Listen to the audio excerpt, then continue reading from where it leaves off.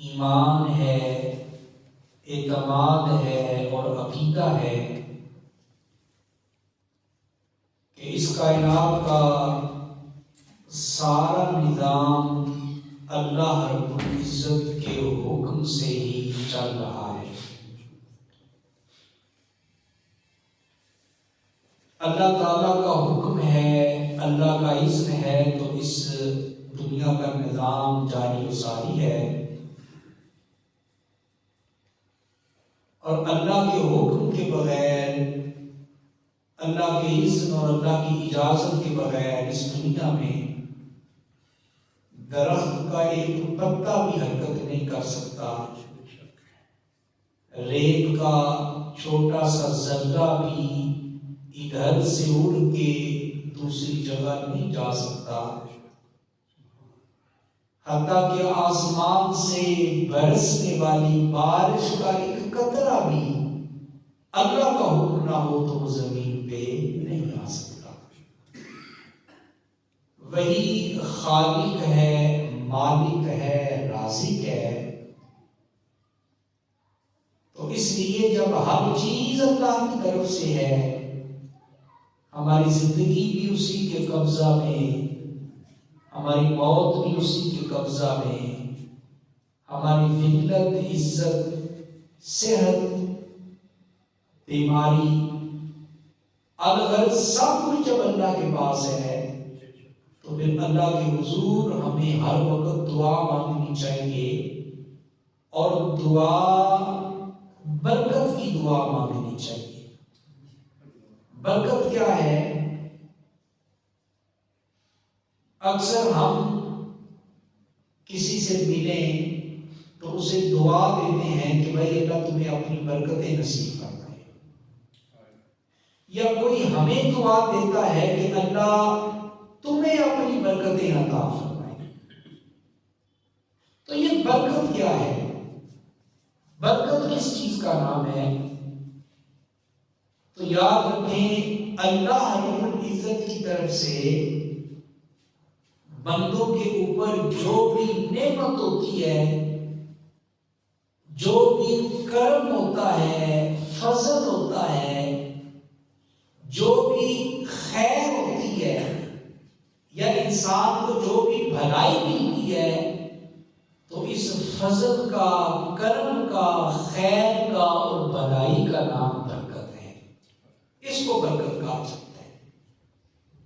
جب ہم کہتے ہیں کہ بھائی اللہ تمہیں اپنی برکتیں عطا فرمائے، تو ہم اسے دعا دیتے ہیں کہ اللہ تمہیں خیر سے نوازے، اللہ تمہیں اپنی بھلائی سے نوازے، اللہ تمہیں اپنا کرم عطا فرمائے، اللہ تمہیں اپنا فضل عطا فرمائے۔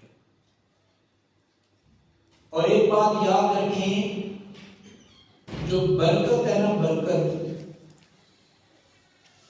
یہ کئی طرح کی ہوتی ہے۔ کبھی زندگی میں برکت ہوتی ہے، کبھی اولاد میں برکت ہوتی ہے، کبھی کاروبار میں برکت ہوتی ہے، اور کبھی صحت میں برکت ہوتی ہے۔ برکت کی بڑی قسمیں ہیں، اور حضور نبی کریم صلی اللہ علیہ وآلہ وسلم بھی اللہ رب العزت سے برکت کی دعا مانگا کرتے تھے۔ تو جو دعا حضور اللہ سے مانگے، ہمیں وہ دعا مانگنی چاہیے کہ نہیں مانگنی چاہیے؟ حضور دعا مانگتے تھے اللہ رب العزت سے برکت کی، اور حضور کیا دعا مانگتے تھے؟ حضور دعا مانگتے تھے اللہم بارک لنا فی مدینتنا، اے رب ذوالجلال میرے شہر مدینہ منورہ میں اپنی برکتیں پیدا فرما۔ پھر حضور دعا مانگتے اللہم بارک لنا فی صاعنا، اللہم بارک لنا فی مدنا، اللہ ہمارے سا میں بھی اپنی برکت دے دے، ہمارے مد میں بھی اپنی برکت دے دے۔ اب یہ سا اور مد کیا ہے؟ ہمارے ہاں چیزوں کو تولنے کے لیے یا ناپنے کے لیے مختلف پیمانے استعمال ہوتے ہیں، کہ 500 گرام کا بٹا ہے، یہ کلو کا ہے، یہ 2 کلو کا ہے، یہ طریقہ ہے، یہ 1 میٹر ہے، یہ 1 گز ہے. تو یہ ہمارے ہاں پیمانے ہیں ناپنے کے، تولنے کے، وزن کرنے کے. تو اس دور میں یعنی نبی کریم صلی اللہ علیہ وآلہ وسلم کے دور میں جو وزن کرنے کے اور ماپنے کے آلات ہوتے تھے، جو پیمانے ہوتے تھے، ان کو سا اور مد کہا جاتا تھا. تو نبی کریم صلی اللہ علیہ وآلہ وسلم یہ دعا مانگا کرتے تھے، اللہ کریم ہمارے ناپنے اور تولنے والی چیزوں میں بھی برکت پیدا فرما دے، اور اللہ ہمارے شہر مدینہ منورہ میں بھی اپنی برکت پیدا فرما دے. اور یہ دعائے رسول ہے، یہ دعائے رسول ہے کہ آج شہر رسول مدینہ منورہ آباد ہے، اور ایسا آباد ہے کہ دنیا کی ہر نعمت آپ کو وہاں سے ملے گی. جو کائنات میں کسی کونے میں آپ کو چیز نہیں مل سکتی، وہ مدینہ منورہ میں آپ کو چیز مل جائے گی. وجہ کیا ہے؟ وجہ اس لیے ہے کہ حضور صلی اللہ علیہ وآلہ وسلم دعا فرمایا کرتے تھے برکت کی، اللہم بارک لنا فی مدینتنا، اے اللہ ہمارے مدینے کے تولنے اور ناپنے والی چیزوں میں بھی برکت دے دے، اور اے اللہ ہمارے شہر مدینہ منورہ کی ہر چیز میں اپنی برکت پیدا فرما. تو اس لیے برکت کی دعا مانگا کرے اللہ کریم سے. اور برکت کی دعا مانگنا یہ میرے اور آپ کے آقا صلی اللہ علیہ وآلہ وسلم کی سنت مبارکہ ہے. اور برکت کسے کہتے ہیں؟ میں نے شروع میں بیان کر دیا، ہر وہ خیر، ہر وہ بھلائی، ہر وہ نعمت جو اللہ کی طرف سے انسان کو ملتی ہے، اسے برکت کہتے ہیں. اسے کیا کہتے ہیں؟ برکت کہتے ہیں. اور یہ بات بھی یاد رکھیں، برکت کثرت کا نام نہیں ہے. کیا میں نے کہا؟ برکت کثرت کا نام نہیں. لوگ کہتے ہیں کہ مہینے کا 3 لاکھ کماؤں گا تو یہ برکت ہے. برکت کثرت کا نام نہیں، برکت چیزوں کے زیادہ ہونے کا نام نہیں، برکت مال و دولت کی کثرت کا نام نہیں ہے. بڑے ایسے لوگ آپ نے دیکھے ہوں گے 1 لاکھ مہینے کی تنخواہ ہے، مگر پھر بھی 20 تاریخ آتی ہے تو جیب خالی ہو جاتی ہے. کہتے ہیں کہ گزارا نہیں ہوتا. 1 لاکھ کماتے ہیں مہینے کا، گزارا نہیں ہوتا.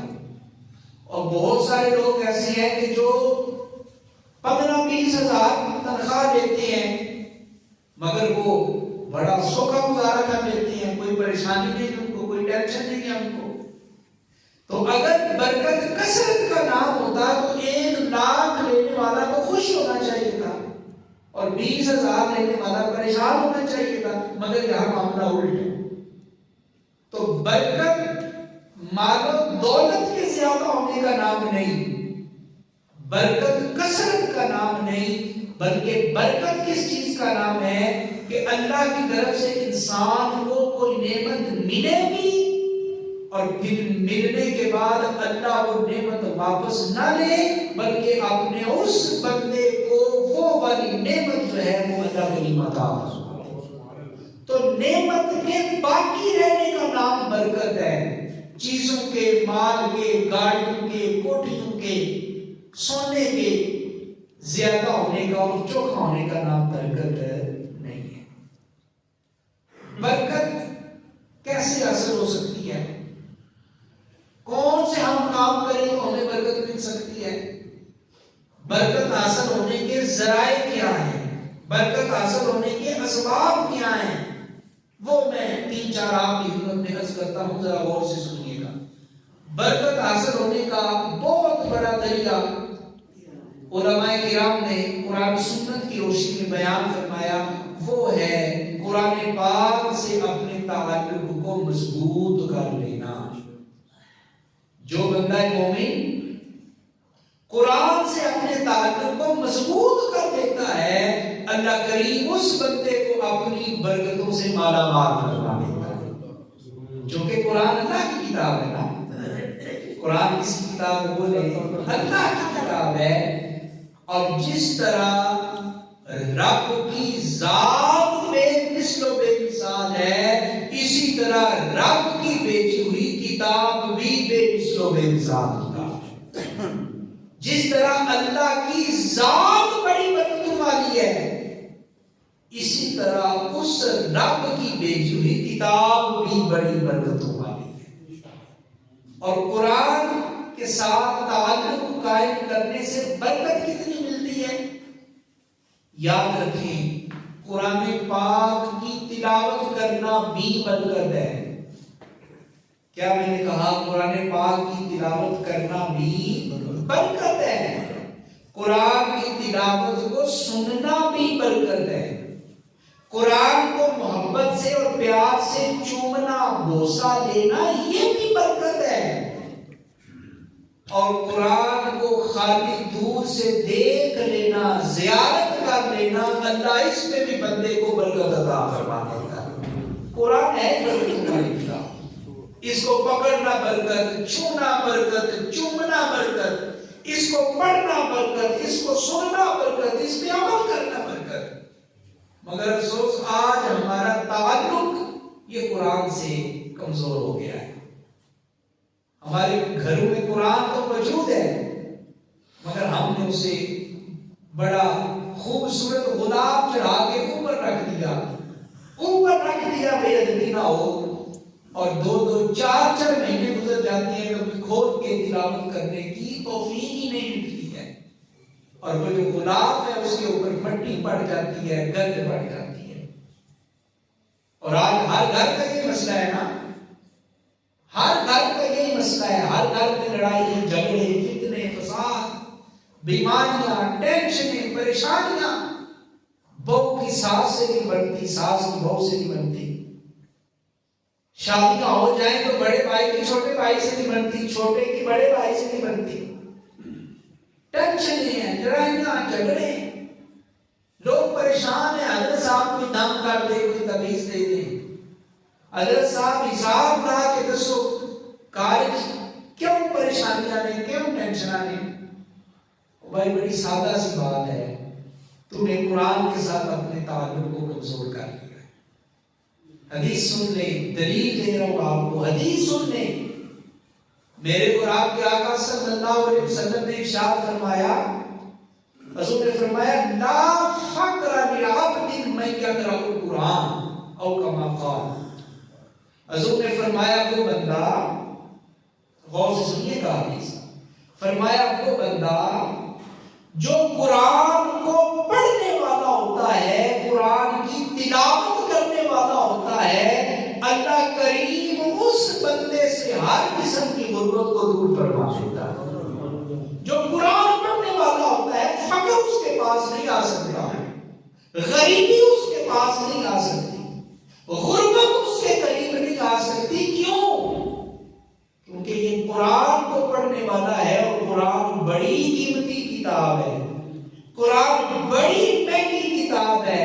اور جو قرآن سے اپنا تعلق مضبوط کر لیتا ہے، اللہ اس سے بھی اپنی برکتوں سے مالا مال فرما دیا کرتا ہے.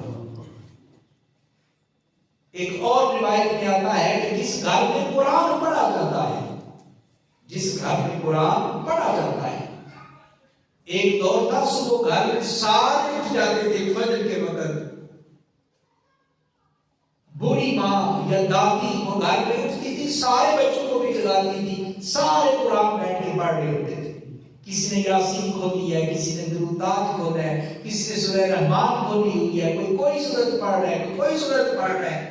آج تو ہمارے گھروں کا نقشہ ہی بدل گیا، اور ان موبائلوں نے آ کر ہمارے گھر کا ستیہ ناش کر دیا. رات 12 بجے تک موبائل سے جان نہیں چھوٹتی، اور صبح 10 بجے تک بستر سے آنکھ ہماری نہیں کھلتی ہے. نہ نماز کا پتہ، نہ قرآن کا پتہ، نہ تلاوت کا پتہ. تو نحوست نہیں آئے گی تو کیا آئے گا؟ بے برکتی نہیں ہوگی تو پھر کیا ہوگا؟ سنیں حدیث، فرمایا جس گھر میں رب کا قرآن پڑھا جائے، جس گھر میں قرآن کی تلاوت کی جائے، اللہ اس گھر میں رحمتوں کے فرشتوں کو نازل کیا کرتا ہے. جس گھر میں قرآن پڑھا جاتا ہے اس گھر پہ رحمت کے فرشتے اترا کرتے ہیں. فرمایا رحمت کے فرشتے اترتے ہیں اور شیطان اپنی نحوست سمیت اس گھر سے رفع چکر ہو جاتا ہے. شیطان بھاگ جاتا ہے، وہ دوڑ لگا دیتا ہے. اور پھر جس گھر میں قرآن پڑھا جاتا ہے فرمایا اللہ اس گھر کو ان لوگوں کے لیے یعنی گھر والوں کے لیے اللہ وسیع فرما دیتا ہے. اور تلاوت قرآن کی برکت سے اللہ ہر بندے کو اور اس گھر میں رہنے والے ہر فرد کو اللہ اپنی برکتیں عطا فرماتا ہے. اور جس گھر میں قرآن کی تلاوت نہ ہو، جس گھر میں صبح تلاوت قرآن کی آواز نہ گونجے، اور فرمایا گھروں میں تلاوت کرو تو تھوڑا اونچی آواز سے کرو، تمہاری آواز پھیلے، تمہاری آواز دیواروں سے ٹکرائے، تمہاری آواز چھت سے ٹکرائے. تو جہاں جہاں تمہاری آواز جائے گی اس کونے خطرے سے نحوست دور ہو جائے گی، بیماری دور ہو جائے گی، پریشانی دور ہو جائے گی. اور فرمایا جس گھر میں قرآن پڑھا ہی نہیں جاتا، قرآن کی تلاوت ہی نہیں ہوتی، جس گھر میں قرآن کی تلاوت نہیں ہوتی، فرمایا رحمت کے فرشتے وہاں سے چلے جاتے ہیں اور شیطان وہاں پہ آگے ڈیرے جما کے بیٹھتے ہیں. اور پھر اس گھر والوں کے لیے پریشانیاں شروع ہو جاتی ہیں اور ہر بندے کو بے برکتی کے اثرات پہنچنا شروع ہو جاتے ہیں. آج ہمارے گھروں میں تو قرآن پڑا ہوا ہے مگر سیف کے اوپر، بکسے کے اندر، الماری کے اندر. ہم نے دفتروں میں قرآن رکھا ہوا ہے، گاڑیوں میں قرآن رکھا ہوا ہے، مگر پڑھنے کی توفیق نہیں، پڑھنے کی فرصت نہیں ملتی ہے. بیٹیوں کو رخصت کرتے ہیں گھر سے، شادی کے وقت رخصتی کرتے ہیں تو قرآن کے سائے میں رخصتی کرتے ہیں، قرآن کے سائے میں. ایک سائے نے مجھ سے پوچھا کہ بیٹی کو رخصت کرتے ہوئے گھر سے قرآن اس کے سر پہ رکھنا یہ کہاں پہ لکھا ہے، کس آیت سے کس حدیث سے ثابت ہے؟ میں نے کہا کہیں پہ بھی نہیں لکھا ہوگا، کہیں سے ثابت نہیں. یہ تو ہے کہ دین میں دین یہ نہیں کہتا کہ تم صرف سایہ کر دو اپنی بیٹی کے سر کے اوپر قرآن کا. یہ سایہ اس وقت تمہاری بیٹی کو فائدہ دے گا جب تم نے بیٹی کو قرآن پڑھایا ہوگا، قرآن کے مسئلے بتائے ہوں، قرآن کی حلال اور حرام سے تم نے بیٹی کو آگاہ کیا ہوگا. اگر تمہاری بیٹی کو چھوٹے بڑے کی تمیز ہی نہیں، حلال حرام میں فرق ہی نہیں، نماز آتی نہیں، قرآن آتا نہیں، کلمے آتے نہیں، دعائیں آتی نہیں، نہ اس نے کبھی نفل پڑھے، نہ سنتیں پڑھی، نہ نماز کی پابندی کی، نہ قرآن کھول کے دیکھا، تو بتاؤ خالی رخصتی کے وقت قرآن کا سایہ کرنے کی وجہ سے کیسے برکت مل سکتی ہے، کیسے وہ اپنے گھر میں کچھ رہ سکتی ہے؟ تو ہمارے بزرگوں نے اس کو شروع کیا. اس کے پیچھے فلسفہ کیا تھا؟ فلسفہ یہ تھا باپ نے اپنی ساری زندگی بیٹی کی تربیت کی اس قرآن کے مطابق، اب رخصت قرآن کے سائے میں کیا اور اللہ کے حضور دعا مانگی ہے باری تعالیٰ میں نے اس بیٹی کو قرآن پڑھایا ہے، قرآن سکھایا ہے، قرآن کا درس میں نے اس بیٹی کو دیا ہے، اب میں اسے قرآن کے سائے میں رخصت کر رہا ہوں. جب یہ کیفیت ہوگی پھر اللہ اس بیٹی کو اس کے گھر میں اپنی برکتوں سے مالا مال فرمائے گا. تو آج ہمارے گھروں میں کیوں بے برکتی ہے، کیوں نحوست نے ڈیرے ڈال رکھی ہیں کہ ہم نے قرآن سے اپنے تعلق کو کمزور کر لیا، ہم نے اس رشتے کو جو ہے یہ کچا کر دیا. امام جلال الدین سیوطی اپنی کتاب میں ایک روایت لکھتے ہیں اس بندے کے بارے میں جو دنیا میں قرآن پڑھتا تھا. سارے ذرا غور کریں کہ آخری دفعہ کب قرآن کھول کے دیکھا تھا ہم نے.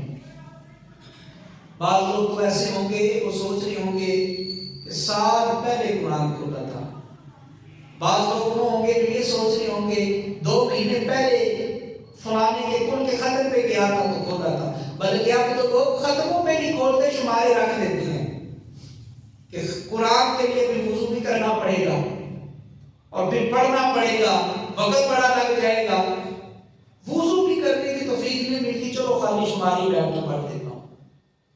بعض لوگ وہ ہوں گے 2 مہینے گزر گئے ہوں گے قرآن کھول کے نہیں دیکھا ہوگا. آج کل تو لوگوں نے موبائل میں قرآن رکھا ہے، پھر مسئلے پوچھتے ہیں یہ میں دیکھ کے پڑھوں تو وہ ثواب ملے گا؟ بھائی ثواب تو مل جائے گا مگر وہ پارا نہیں ملے گا جو تو قرآن اپنے سامنے رکھ کے اس کو چھو کے قرآن پڑھے گا. اور دونوں تجربے کر کے دیکھیں. ایک دفعہ سورہ یاسین پڑھے موبائل کے اوپر اور پھر موبائل ایک سائڈ پہ رکھ کے قرآن کھول کے سورہ یاسین پڑھے.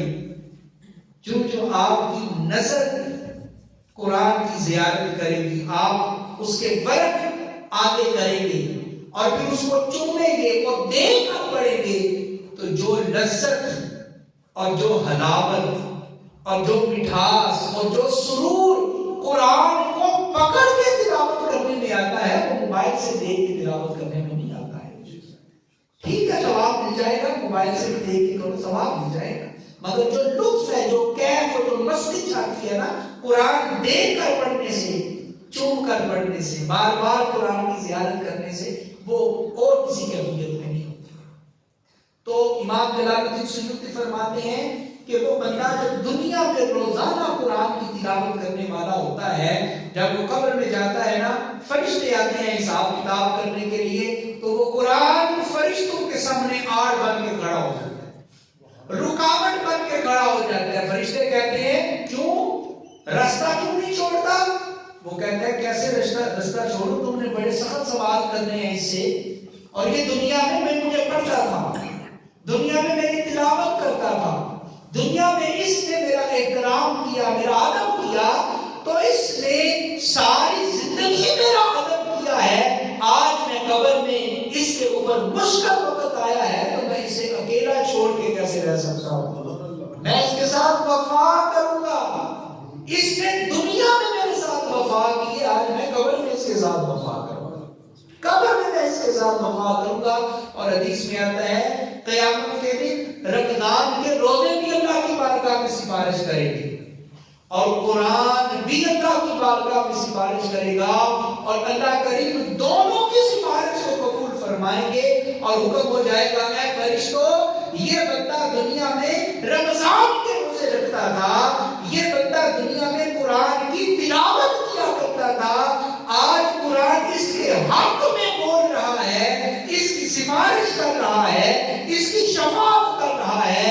میرا بہو کے حکم دیتا ہوں میں نے قرآن کی سفارش کو اس کے حق میں قبول کر لیا ہے اس کو پکڑو اور اسے جنت کے معاملات میں داخل کرو.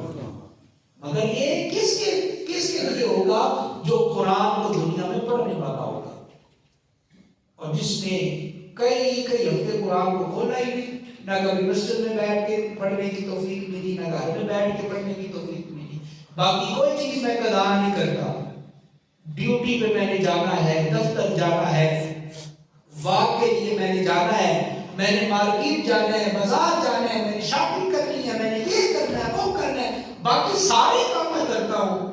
لیکن یار اتنا افسوس ہوتا ہے تو اس قرآن کو کھول کے کبھی بیٹھا ہی نہیں تو اس قرآن کو کھول کے کبھی تجھے توفیق نہیں ملی تلاوت کرنے کی. اور خوش نصیب ہے وہ لوگ جو آج کے اس مادیت زدہ دور میں بھی روزانہ قرآن کی زیارت بھی کرتے ہیں روزانہ قرآن کی تلاوت بھی کیا کرتے ہیں.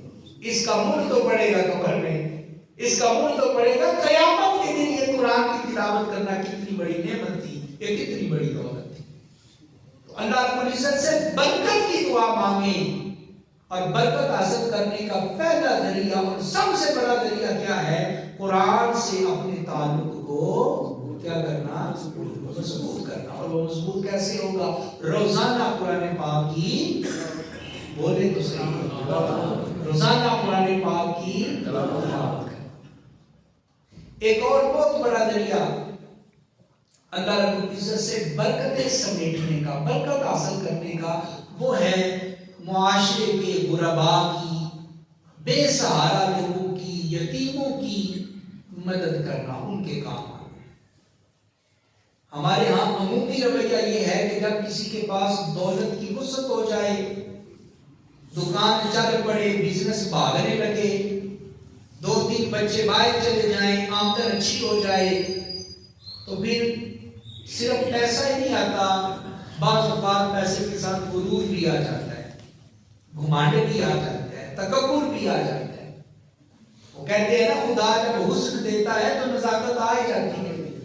جب غرور اور تکبر آتا ہے تو پھر وہ سمجھتا ہے میں سب کچھ ہوں بھائی، باقی کی کیا حیثیت ہے. وہ دوسروں کو کم تر سمجھنا شروع کر دیتا ہے، دوسروں کو چھوٹا سمجھنا شروع کرتا ہے، ان کو اگنور کرتا ہے، ان کی بے عزتی کرتا ہے، ان کو جھڑک دیتا ہے، ان کو دبا دیتا ہے.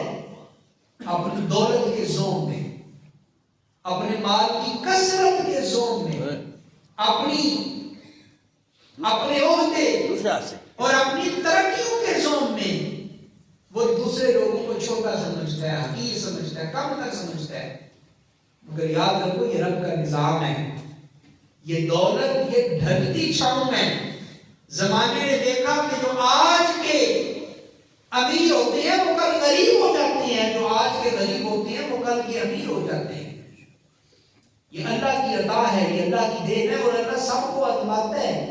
کسی کو دے کر آزماتا ہے کہ یہ میرے راہ میں خرچ کرتا ہے کہ نہیں، اور کسی سے لے کے آزماتا ہے کہ یہ بے صبرا تو نہیں ہو گیا، یہ ناشکری کرنے والا تو نہیں ہو گیا. تو یہ اللہ کی تقسیم ہے. اس کو سمجھو، اللہ کے اس نظام کو، اس فلسفے کو سمجھو. بارگاہ رسالت صلی اللہ علیہ وسلم میں ایک شخص کے بارے میں بتایا گیا کہ حضور اب وہ امیر ہو گیا ہے، اب فلاں کے بندے کے پاس ذرا پیسہ زیادہ آ گیا ہے. تو حضور اس نے دوسرے لوگوں کو کم تک سمجھنا شروع کر دی ہے. وہ بات میں جھگڑتا ہے، روک جماتا ہے، وہ لڑائی کرتا ہے، وہ مارنے کے لیے آتا ہے، صرف اپنی دولت کے نشے میں، اپنے مال و دولت کے ذوق میں. حضور نے اسے بلایا، اور بھی صحابہ بیٹھے ہوئے تھے، اور حضور نے جو اس صحابی سے فرمایا نا، آپ بھی ذرا سنیے گا، غور سے سنیے گا. حضور نے فرمایا ہر تنصرون وترزقون الا بضعفائکم او کما قال. فرمایا تم غریبوں کو حقیر سمجھتے ہو، ماڑے لوگوں کو اپنے سے کم تر سمجھتے ہو، اپنے سے ان کو چھوٹا سمجھتے ہو. فرمایا یاد رکھو اللہ مشکلوں میں تمہاری مدد کرتا ہے تو ان غریبوں کی وجہ سے، اور اللہ تمہیں رزق میں وسعت دیتا ہے تو ان غریبوں کی برکت کی وجہ سے. اس کو آپ نہ سمجھو، ان کی وجہ سے اللہ تمہیں رزق دیتا ہے، ان کی وجہ سے اللہ تمہیں مال دیتا ہے، ان کی وجہ سے اللہ تمہارے اوپر اپنی رحمت کرتا ہے. دو بھائی تھے حضور علیہ السلام کے دور میں، ایک بڑا تھا ایک چھوٹا تھا. بڑا بھائی محنت کرتا تھا، کام کاج کرتا تھا، کمائی کرتا تھا، اور چھوٹا بھائی جو تھا وہ کچھ بھی نہیں کرتا، کوئی محنت نہیں، کوئی مزدوری نہیں، کوئی کام کاج نہیں. اس کا کام کیا ہوتا تھا؟ وہ زیادہ وقت حضور کے پاس گزارتا تھا، صفا کے چبوترے کے اوپر بیٹھ کے حضور کے مدرسے میں حضور سے دین کا علم حاصل کرتا، قرآن سیکھتا، احادیث سنتا، دین کی باتیں سنتا، دین کے مسئلے سنتا. تو ایک دن بڑا بھائی آ گیا غصے میں، اور آ کر کہنے لگا حضور اسے کچھ سمجھائے نا، کماتا میں ہوں، کھاتا یہ ہے، یہ کچھ بھی نہیں کرتا، اب جوان ہو رہے، اب اسے کہیں نا یہ کچھ کرے. یہ کب تک میں اسے کھلاتا رہوں گا، کب تک میں اس کی مدد کرتا رہوں گا، کب تک میں اس کے اوپر اپنا ہاتھ رکھوں گا. حضور اسے بولنے نا یہ بھی کچھ کرے، یہ میری کمائی میں پل رہا ہے، یہ میری کمائی کے اوپر اپنی زندگی گزار ہے، حضور اسے کچھ سمجھائیں. تو حضور نے کیا فرمایا؟ اللہ اکبر، ذرا دل کے کانوں سے سنیے گا. حضور نے فرمایا لعلک ترزق بہ، تو کہتا ہے کہ تو اس کو کھلا رہا ہے اور تیرا مال اس کے اوپر ضائع ہو رہا ہے، تو یہ کہتا ہے. فرمایا ایسے نہ کر، لعلک ترزق بہ، اللہ تمہیں جو رزق دے رہا ہے نا تمہارے اس چھوٹے بھائی کی وجہ سے تمہیں دے رہا، جو تمہیں رزق مل رہا ہے، مال دولت مل رہی ہے، وہ اس بھائی کی وجہ سے مل رہی ہے. تو ان دونوں احادیث سے علماء نے یہ مسئلہ مستنبط کیا اور فرمایا کہ جو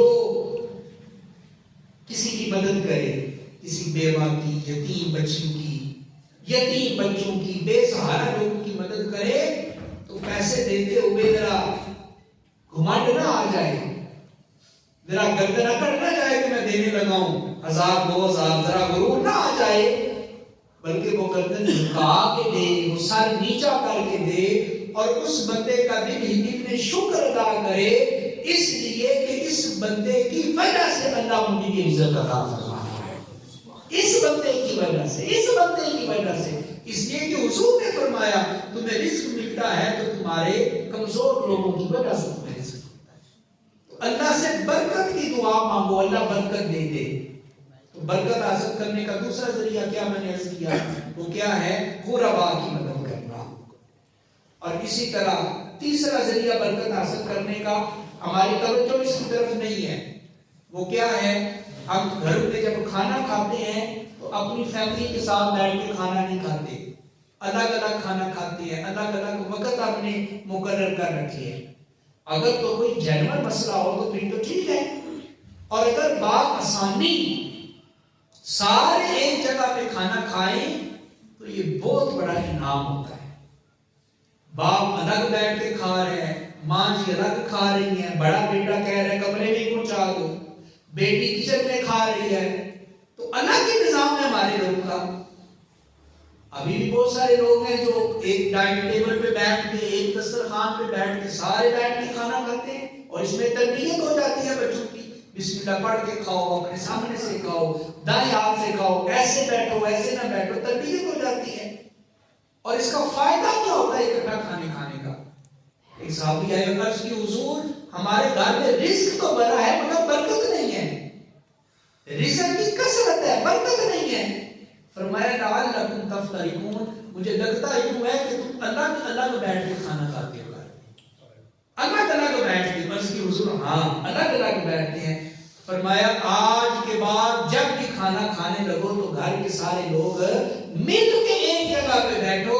جب تم ایک جگہ پہ بیٹھ کے کھانا کھاؤ گے اور اس میں اللہ کا نام پڑھ لیا کرو گے, اللہ تمہیں بھی برکت عطا فرما دے گا, تمہارے کھانے میں بھی برکت عطا فرما دے گا. مل کے کھانا کھانا یہ بھی برکت حاصل کرنے کا ذریعہ ہے. اور آخری بات سنیں, ایک اور بہت بڑا ذریعہ برکت حاصل کرنے کا, وہ ہے گھر والوں سے سلام لینا. کیا میں نے کہا, کس سے سلام لینا؟ گھر والوں سے سلام لینا. عام لوگوں کا رویہ یہ ہے کہ وہ باہر تو سلام کی عادت کو اپناتے ہیں. ذرا غور کریں سارے اپنے اپنے رویوں پہ اور اپنی اپنی روٹین کو ذرا دیکھیں سارے, کون کون اس کا شکار ہے. گھر سے باہر نکلیں گے, گلی میں آنے جانے والے سے سلام دعا کریں گے, دکان پہ بیٹھے ہوں گے آنے جانے والے سے سلام کریں گے, مسجد میں آئیں گے مسجد کے نماز بھائیوں سے سلام دعا کریں گے. مگر جب گھر جائیں گے نہ ابا جی کو سلام, نہ اماں جی کو سلام, نہ بیوی کو سلام, نہ بیٹوں کو سلام, نہ بیٹی کو سلام. پتہ نہیں گھر جا کے ہم کیوں نہیں سلام دیتے. اور گھر والوں سے سلام لینا اس کا فائدہ کیا ہے؟ حضرت انس بن مالک کہتے ہیں 10 سال حضور کے خادم رہے, 10 سال. حضرت انس بن مالک کہتے ہیں مجھے حضور نے فرمایا, یا بنیا, اے میرے بیٹے, اذا دخلت, جب تو اپنے گھر میں داخل ہو, فسلم, تو اپنے گھر میں داخل ہونے کے بعد اپنے گھر والوں سے سلام لے. کیا ہوگا؟ فرمایا جب تو گھر جا کے اپنے گھر والوں سے سلام لے گا, اللہ تمہیں بھی اپنی برکتیں عطا فرما دے گا, تیرے گھر والوں کو بھی اپنی برکتیں عطا فرما دے گا. عمل چھوٹا سا ہے, ہمارا دین بڑا چھوٹا ہے, بڑا مختصر ہے, بڑا آسان دین ہے. ہم نے اس کو عمل نہ کر کے مشکل بنا دیا. چھوٹی چھوٹی چیزیں ہیں, ہم اسے اپنی روٹین میں شامل کر سکتے ہیں. تو 4 ذریعے میں نے آپ کی خدمت میں رکھے اللہ کی برکتیں سمیٹنے کے.